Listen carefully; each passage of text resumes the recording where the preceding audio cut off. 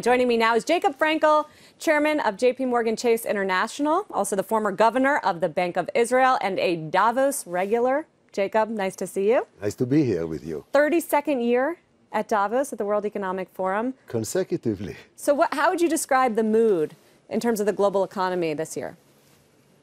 Well, superficially, it looks like the mood is not extraordinarily glowing.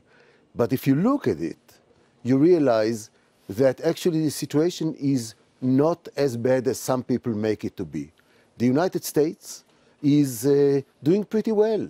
You know, and it's not coming out of the blue. It came from policies. I think that the corporate tax reduction, I think that the deregulation, I think that the release of trapped capital, I think that the overall view about the role of business in the economy have had positive implications. Of course, there are a lot of issues that create discomfort.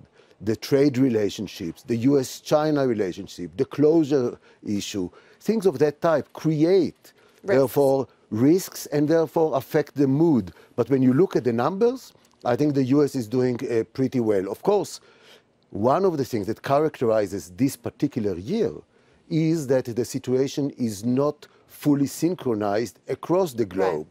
Right. We see that Europe is still having some time before we can declare it's out of the woods. Japan is, of course, sluggish. China, by the way, people speak about China's slowdown.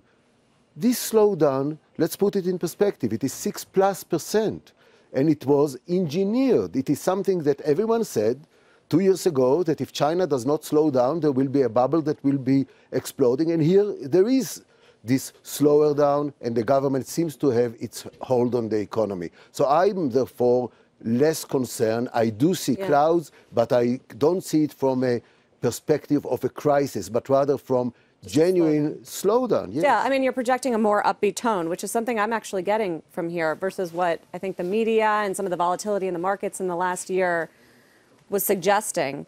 The trade risk is real, though, and that's the biggie, right? So do you share the optimism of investors and others who see some progress toward a trade deal? Well, it is clear that that's one of the most sensitive issues. If you look at the markets, whenever the markets get a glimpse of hope that there is progress in the negotiations, suddenly you see a spike. And when the markets get disappointed, you see a significant decline. In other words, the markets are eager to see a trade deal. But it's not only because of the effect on trade. It is because of the effect on the image of governance. Do the large two economies of the world, do they get along? Can they operate together? Because the world, what will happen to the economy of the world will depend on what happens to the US-China performance. Those are the two largest co-pilots. And finally, Jacob, I mean, you're so plugged in the central bank world as a former central banker. What is the role of central banks as we slow down from strong growth, not entering a recession, and try to get back to normal all at once?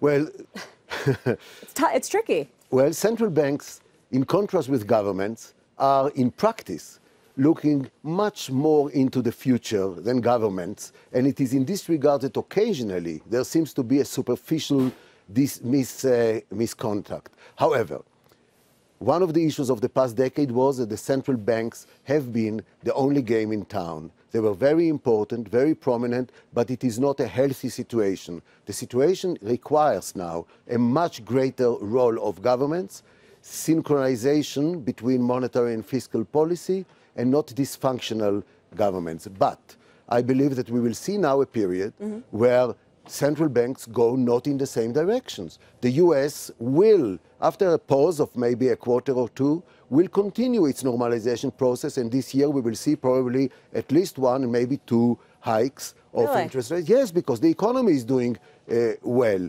Europe is still not there.